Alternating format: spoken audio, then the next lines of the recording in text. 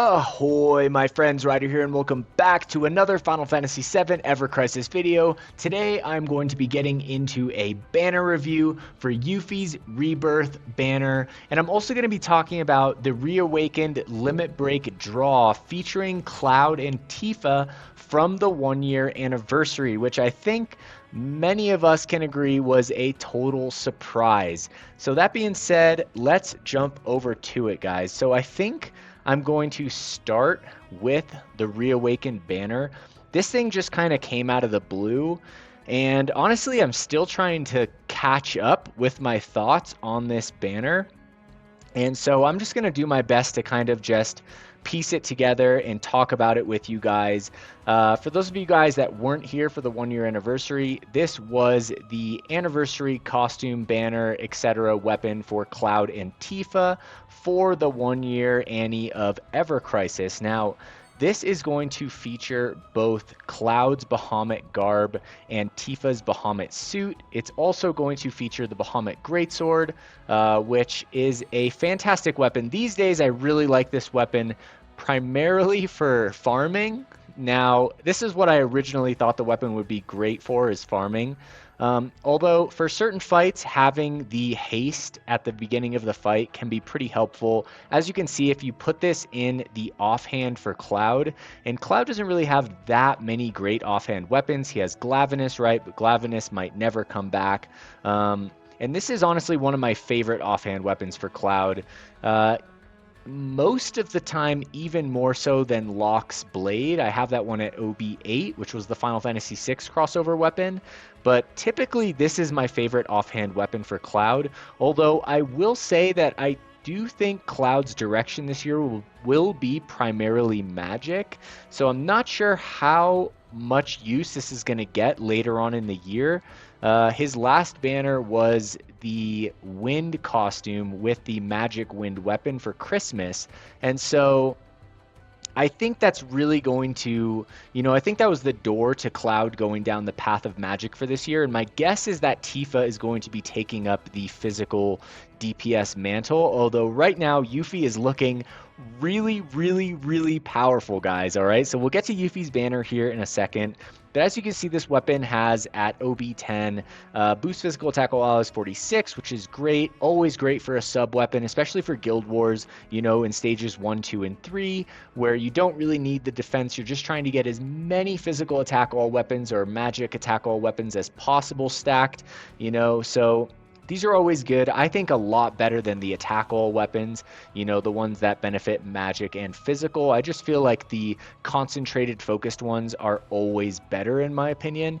And the boost physical ability potency here at 39 is also not bad. But like I said, these days I haven't really used it for much, and it's hard to say whether this weapon is really going to get so much kind of lifespan in the future. I think it'll always be a great sub weapon. It's always going to be a great offhand weapon for Cloud. Granted, you're running a physical build, but these days, really, this is like my dedicated farming weapon. So, I love this weapon. I also love this costume. The anniversary costumes, guys, were fantastic. And the reason that I really love these costumes is because they're pretty good all-arounders, right? So this has boost attack all allies right here in the main slot. All right, so it's at plus 5 points. So that's physical attack plus 10, magic 10, and 5% to each one. And that's all allies, guys. So you just put this on and it's making your whole team stronger. Then we have Bahamut's Bite, physical ability damage 10%, physical attack plus 5%. So all in all, pretty solid. If you're missing some of his, physical arcanums for some of his other weapons, this can essentially be run with like any of his elemental weapons, right? So you have Murasame, you have Sky Splitter, you have I forget the Maritime Sword. This costume is a great all-rounder. If you're missing all those costumes, I think it's really, really, really solid, right? Now, jumping over to Tifa. All right, Tifa's Bahamut suit is essentially the exact same thing, except hers is going to be magic focused, right? So magic attack stance 10%, attack stance command gauge, max ability damage 10% as well. So all in all, pretty solid. Also has the boost attack all allies at 5 points here, so the 10 points in both and the 5% in both as well. So it's also a really good all-around costume. But like I said, guys, my inclination is that this year Tifa is going to go the way of physical and Cloud is going to go the way of magic, since essentially Tifa was very magic focused last year. Cloud was essentially all physically focused last year except for the very last banner of the year. And so typically in order to, keep giving them new things, they have to go different directions. And so my guess is that they're simply just going to change places. That being said, there are a lot of older weapons that, shell knuckles, a lot of stuff that's magic focused, although Tifa's kind of balanced between physical and magic, right? She's got the motor drive, she's got the holiday gloves, which are physical, and then we also have the shell knuckles, we have the bunny gloves, and those are magic. But Cloud is, except for the wind weapon, basically all physical. Now, guys, this one's really hard. I really like to this one's a really difficult one to give advice on for whether or not you guys should pull. So this weapon right here, really good. I wouldn't recommend pulling for either of these unless you are committed to going to OB6, guys. And as you can see here, because of the second stamp card, because of this costume right here, we are missing one of the guaranteed weapon slots. So what would have been an OB3 guaranteed by the end of Stamp Card 2 is now an OB2 guaranteed. On top of that, there are 2 featured weapons on this banner, guys, which makes it much harder to chase exactly what you're going for. So on the anniversary, these banners were solo banners, and it made it much easier to build them, right? So I will say that for me, I would never pull for either of these things if I wasn't going to be sure or very sure or committed to getting within OB4 or OB5 level, because that puts me in range of OB6 eventually, right? I just think that with limited weapons, especially stuff like this, other than support weapons that are like mid to high at base 5-star, I think it becomes really hard to justify pulling for weapons that you can't get to OB6, guys. And so if you don't have the means to do that, then maybe I wouldn't go for it. However, if you do want one of these costumes, right? Like if you have just recently started playing and you really like Cloud and you can wish list a lot of his old weapons, Murasame, Sky Splitter, Maritime Sword, whatever they are, and you want a costume because you can't get those costumes, then I can understand pulling to this stamp card and choosing one of these costumes. That I think is probably the best way to utilize this banner, because I do think that this is going to be a massive crystal sink if people are shooting for the weapons, guys. And the weapons, I think, were great and I think continue to be great. Tifa's ultimate weapon kind of takes away the need for this magic attack all. The fact that it's all allies is definitely nice. It's definitely a great thing. I do like the R abilities here, and the first use haste is definitely, circumstantial, but haste at the beginning of the fight is always helpful in basically all cases. But I think right here, guys, the true value of this banner is the costumes. But with the 1.5 year anniversary right around the corner, if you do really want to go for something, I would just suggest choosing one of the 2 costumes, guys, whether Cloud is your favorite or Tifa is your favorite, and going for them. Now, if you have Tifa's New Year's costume, then I don't think that her costume is as important. I think that Cloud's would probably be better, since this is kind of an all-around physical arcanum for him. Plus, it affects the whole team. But yeah, that's going to be my thoughts on this banner. If you're a newer player, I think just go for one of the costumes and then get out and save your crystals, because I really think the anniversary coming up in a few weeks here is going to be pretty impactful for the game. And I think with most gacha games, guys, my recommendation is to always look forward, right? So this is a step backwards. These are weapons that have already that came out, basically 6 months ago. And so for me, I don't like to look backwards. There's always going to be something better on the horizon, and everything behind us is always going to be getting slowly power crept, right? So that's my suggestion for this banner. Now, let's jump over to the more relevant one for the day. Yuffie's banner right here. She does look freaking amazing, guys. I mean, this Rebirth costume, super cool. I freaking love the Moogle right here. It is absolutely awesome. Everything about this. I love the earrings. She looks so cute with her little, I don't even know what you would call that. I don't even know. I want to say handkerchief in her hairband, but I don't think it's a handkerchief. It kind of looks like a, I don't even know what that. I'm not exactly sure what that is, guys. But it does look cute. She does rock it. She pulls it off. I like everything right here that's going on. The whole color vibe suits her. The weapon is pretty sick too. It is the Bird of Prey from Final Fantasy VII Rebirth, which is awesome. So all in all, I mean, the costume, if you're a Yuffie fan, like, this is a great banner to go for. Like, all around this banner is great. And I'm going to show you guys why here in a second. Now, before we actually check out the costume, let's look at the animation. We haven't actually seen the animation, I think, except for in the trailer. All right, so let's see this. I like her little underflip right there, so that's pretty cool. I like that right there.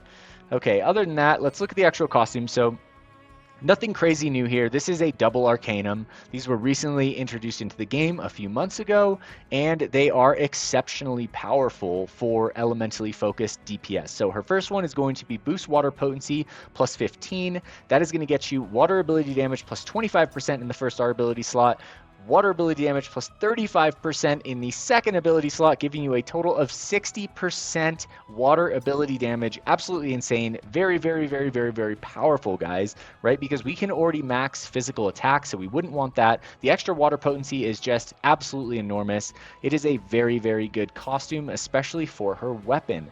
Now, talking about the weapon, guys, this is the cream of the crop when it comes to elemental DPS weapons. This is officially, in my opinion, the best elemental DPS weapon in the game, and Yuffie, I think, might be the best elemental DPS in the game. She's got the double Ice Arcanum, she has the double Wind Arcanum, now she has the double Water Arcanum.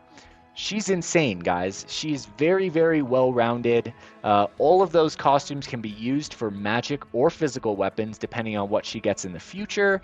So she just has, I mean, it suits her based on her Rebirth style of combat, right? Where she can switch between the ninjutsus and use the different elemental potencies. So I think it's really cool. I think that they're doing a good job of, you know, building Yuffie in a way that seems consistent with what type of fighter she has been in the game so far, at least in the newer games, right? So let's take a look at Bird of Prey. Physical attack 403 at OB1. It's going to deal 620% physical water damage. Also applies exploit weakness, right? So this is a fantastic buff, guys. It basically, you know, exploits the weakness of the enemy. So if they're weak to ice, then it's going to exploit that weakness and give you a tier buff. I think it's just a plain buff that does, I can't remember, oh, the potency is 20% right here. So let's see if that potency changes. 30% at OB6, 30% at OB10. Glad that doesn't change. So right off the bat, a 20% extra potency.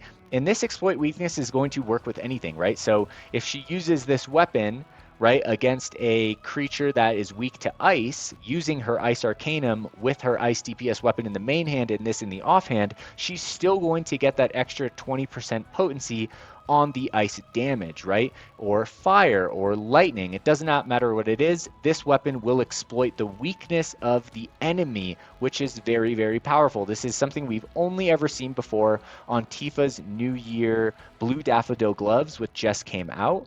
Now, this is linked to a physical water weapon. However, the R abilities are fantastic, guys. So this could be realistically used as her offhand in a lot of cases, giving her that extra exploit weakness. And then she already has multiple double Arcanums, so she is going to be an absolute powerhouse. In this dungeon ranking, she is going to be decimating stuff, guys.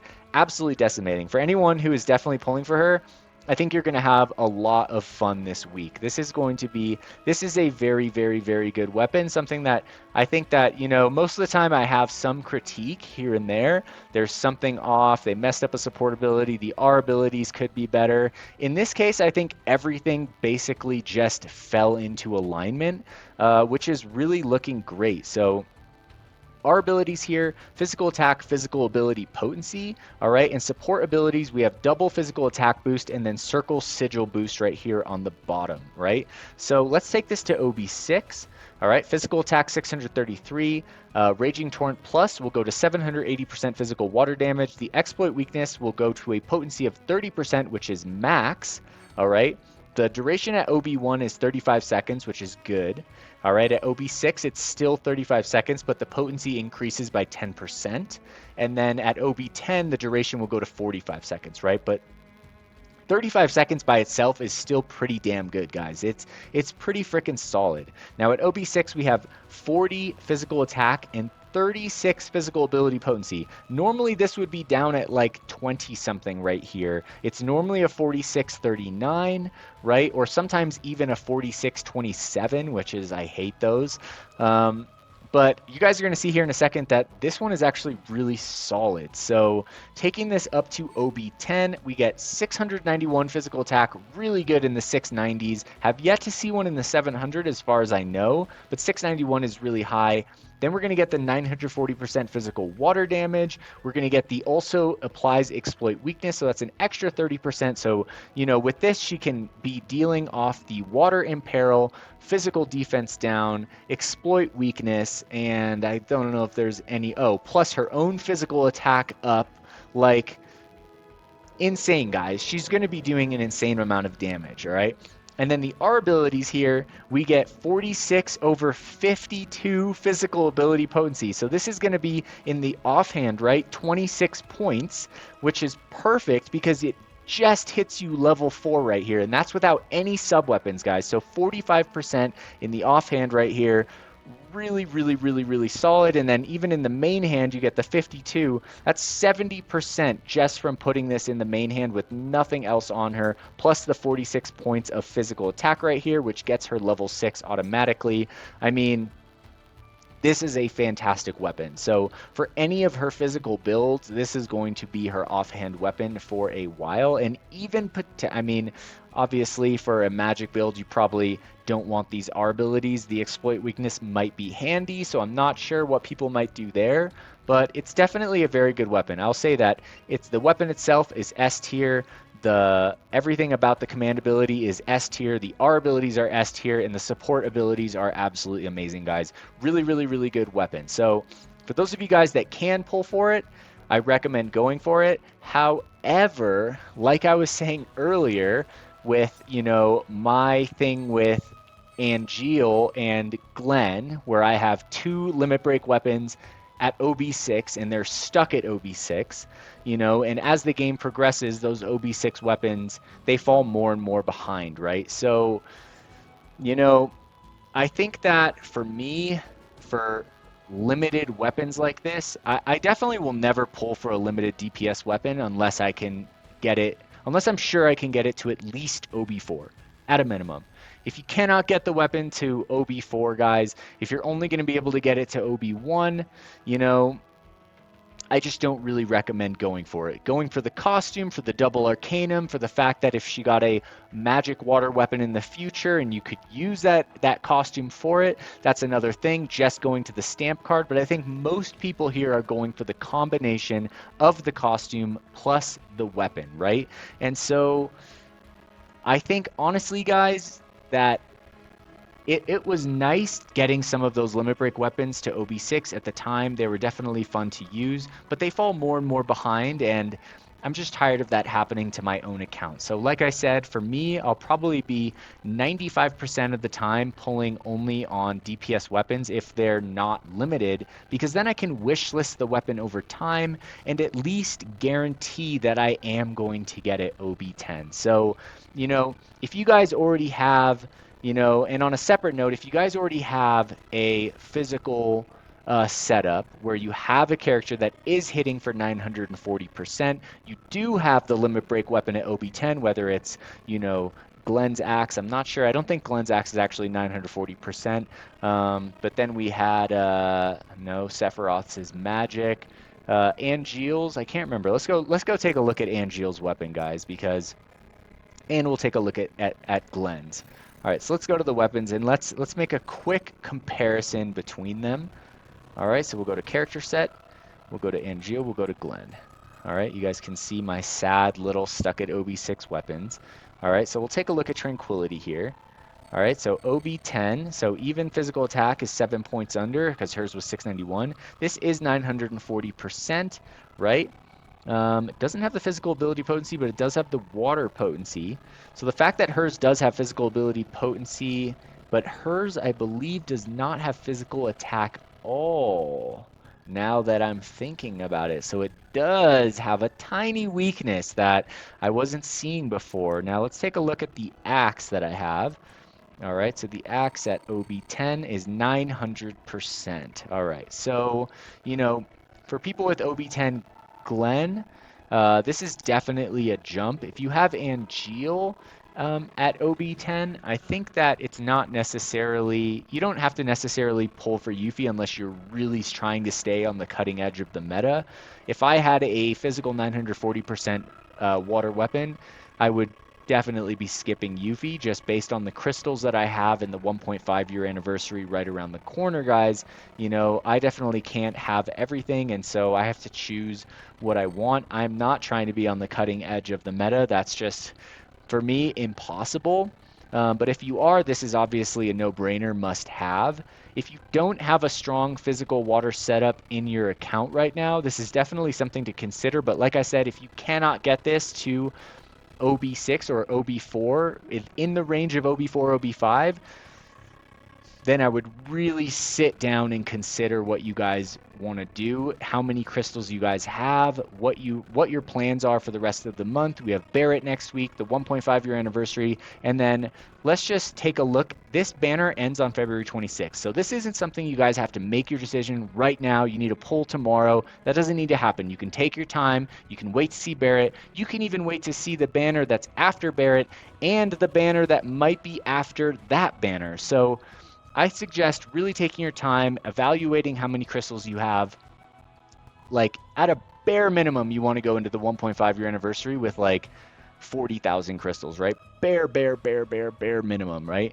Realistically, I would want to go into that anniversary, the 1.5, with like 100,000 crystals, right? Enough to like have the freedom to kind of go for one banner, maybe two, right? So I think that's kind of my thoughts on this. I'm a little bit bummed it doesn't have the physical attack all. That's something that they've been taking away on the newer weapons recently.